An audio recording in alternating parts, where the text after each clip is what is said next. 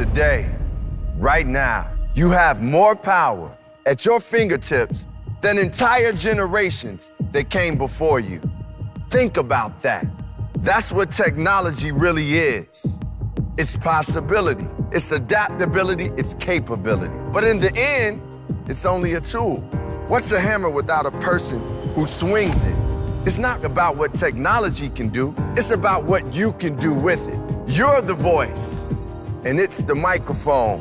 When you're the artist, it's the paintbrush.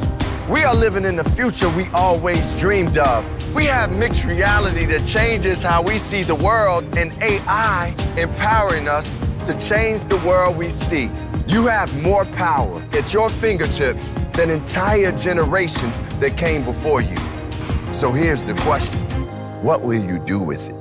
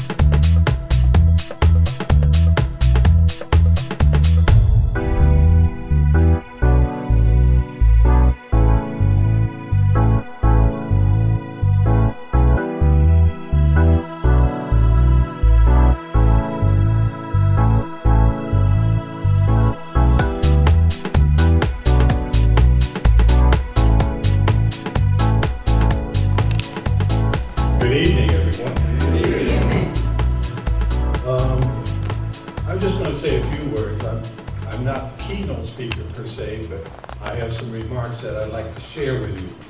Before I get started though, I would like to, if there are any officials, city officials, honored guests, our awardees, just guests, I'd like to say welcome. Glad you came out, and I hope that you're going to have a wonderful evening tonight. This happens to be the 40th anniversary of the Washington, D.C. chapter of BDPA, and it's been a wonderful and fulfilling 40 years in the making of this wonderful chapter. We were bold enough back in the early days, because Philadelphia is chapter number 1, Washington, D.C. is chapter number 2. When I, myself, and a couple of others, we started the D.C. chapter, at that point we were bold enough to say that we are now national. 2 chapters. Because the vision was we were going to spread BDPA across the country. And we ended up doing just that. When I retired from the Army, I returned to Cleveland, Ohio, which is where my hometown, Cleveland, Ohio. And I started and founded the Cleveland chapter. So they went 1, 2, 3. Cleveland was number 3. And then as the national president, I served 2 terms as national president. And then I helped start the explosion of chapters across the country, Detroit, Chicago, New Orleans, Atlanta came a little bit later, but New Jersey. So it just really started to take off. So my comments, I hope, are going to be somewhat meaningful. From my introduction to BDPA in 1975 and joining the Philly chapter, I joined Philadelphia in 76. I've always felt that African Americans working in this field of IT had and still have a moral responsibility for sharing the information and skills that we have, not only with our fellows in the field, I'll say it that way, but also within our communities. Because in 1975, most people didn't have a clue about technology. And technology wasn't on the front page of what most people were talking about at that time. So those of us who are working in that field, our responsibility, we felt, was to come to the community and say, hey, this is what's going on. This is where the future is going to be.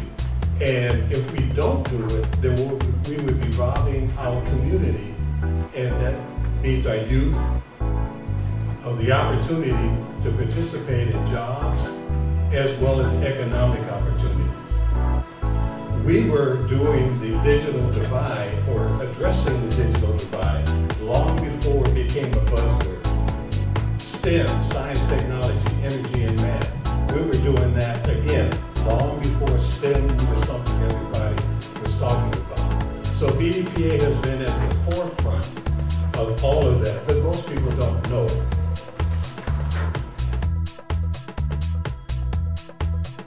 Well, my name is Agochukwu. I'm a senior undergraduate at Bowie State University. My project is on open source electronic health recording systems in Nigeria. I wanted to integrate technology in healthcare, especially in the third world. Been working with Practice Fusion. They're the largest cloud-based EHR we have in the United States.